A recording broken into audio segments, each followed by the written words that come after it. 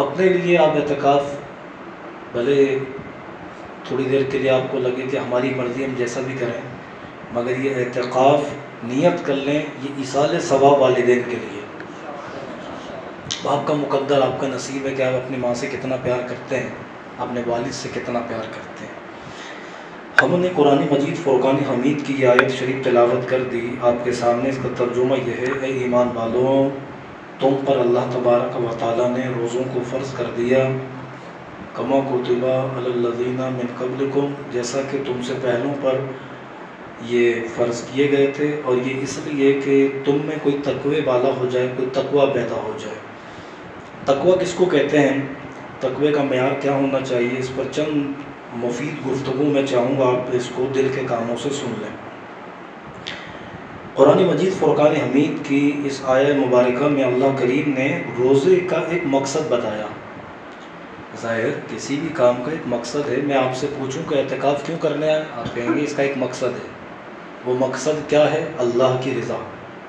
عبادات کوئی بھی ہوں، اس عبادت کا اصل مقصد اللہ کی رضا ہے، مگر اللہ کی رضا کے پوشیدہ راز ہیں۔ اللہ کی رضا تو اس میں بھی تھی کہ کسی پتھر سے آپ کو ٹھوکر لگی اور آپ نے وہ اللہ کی رضا کے واسطے اس پتھر کو راہ سے ہٹا دیا، یعنی دوسروں کی راہ سے روڑے کو ہٹا دیا۔ اللہ کریم کے محبوب کریم صلی اللہ تعالیٰ علیہ وسلم نے ارشاد فرمایا کہ جس نے کسی کی راہ سے دیوار کو، پتھر کو، کنکر کو، کانٹے کو ہٹایا، اللہ تبارک و تعالیٰ اس شخص کے گناہوں کو معاف فرما دیتا۔ روایتوں میں یہ بھی ہے کہ ایک شخص وہ جو عابد و زاہد تھا وہ تو عبادات کے چھننے کی وجہ سے جہنم میں چلا گیا، مگر جس نے یہ کام کیا کہ کسی انسان کی بھلائی کا کام کیا، اللہ نے اس ایک نیکی کو ہی اس کے لیے جنت میں جانے کا سبب بنا دیا۔ تو بہت ساری عبادات ہیں، بہت ساری چیزیں جو اللہ کی رضا کے لیے ہوتی ہیں، لیکن ہر موقع کے لحاظ سے الگ عبادت ہوتی ہے، اور اصل مقصد سب کا کیا ہوتا ہے؟ اللہ کی رضا ہوتا ہے۔ آپ فرض پڑھیں اللہ کی رضا کے واسطے، نفل پڑھیں وہ بھی اللہ کے واسطے، اللہ کی رضا کے واسطے، آپ کھانا کھلائیں کسی کو اللہ کی رضا کے واسطے، آپ نے روزہ رکھا اللہ کے لیے رکھا۔ عبادات جو بھی ہوں سب اللہ کے واسطے ہوتی ہیں، اللہ کی رضا حاصل کرنے کے لیے ہوتی ہیں۔ ہم اور آپ عشرہ نجات میں موجود ہیں، یعنی رمضان المبارک کا آخری عشرہ۔